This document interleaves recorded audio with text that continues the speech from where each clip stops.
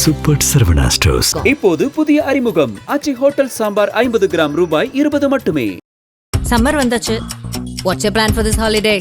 எங்க கிட்ட விட்டுருங்க, நாங்க பாத்துக்கிறோம். GT Holidays, South India's #1 travel brand. Trichy Panjappur மைதானத்தில் தேசிய ஜனநாயக கூட்டணியின் பொதுக்கூட்டம் நடைபெறுகிறது. இதில் கலந்து கொள்வதற்காக பிரதமர் மோடி தனி விமானம் மூலம் திருச்சிக்கு வந்தார். முதலில் நடைபெற்ற அரசு விழாவில் கலந்து கொண்ட பிரதமர் பல்வேறு நலத்திட்ட உதவிகளை தொடங்கி வைத்தார். முன்னதாக இந்த பொதுக்கூட்டத்தில் பிரதமர் மோடியை வரவேற்று NDA கூட்டணி தலைவர்களின் பேனர்கள் வைக்கப்பட்டிருந்த நிலையில் அதில் எடப்பாடி பழனிசாமியின் புகைப்படம் மட்டும் இடம்பெறாதது பெரும் சர்ச்சையை ஏற்படுத்தியது. பொதுக்கூட்டத்திற்கு வைக்கப்பட்ட வரவேற்பு பேனர்களில் பிரதமர் மோடி, பாஜக தலைவர்கள், கூட்டணி கட்சிகளின் தலைவர்களான அன்புமணி ராமதாஸ், TTV தினகரன், GK வாசன் உள்ளிட்ட கட்சி தலைவர்களின் புகைப்படங்கள் இடம்பெற்றிருந்தன. ஆனால் அதிமுக பொதுச் செயலாளரான எடப்பாடி பழனிசாமியின் படம் மட்டும் இடம்பெறவில்லை. இது தவறுதலாக நடந்தது என பாஜக தரப்பில் கூறப்பட்டாலும் இருக்கும் 6 நுழைவு வாயில்களிலும் வைக்கப்பட்ட பேனர்கள் அனைத்திலும் எடப்பாடி பழனிசாமியின் படம் புறக்கணிக்கப்பட்டுள்ளது. பொதுக்கூட்டத்திற்கு வருகை தந்த அதிமுக நிர்வாகிகள் சிலர் இதை திட்டமிட்ட புறக்கணிப்பு என விமர்சித்துள்ளனர். முன்னதாக மத்திய அமைச்சர் பியூஷ் கோயல் ஜெயலலிதா ஆட்சி மீண்டும் தமிழகத்தில் கொண்டு வரப்படும் என நம்பிக்கை தெரிவித்திருந்தார். இருப்பினும் பொதுக்கூட்டத்தில் எடப்பாடி பழனிசாமியின் புகைப்படம் புறக்கணிக்கப்பட்டது கூட்டணிக்குள்ளேயே பெரும் புகைச்சலை ஏற்படுத்தியுள்ளது.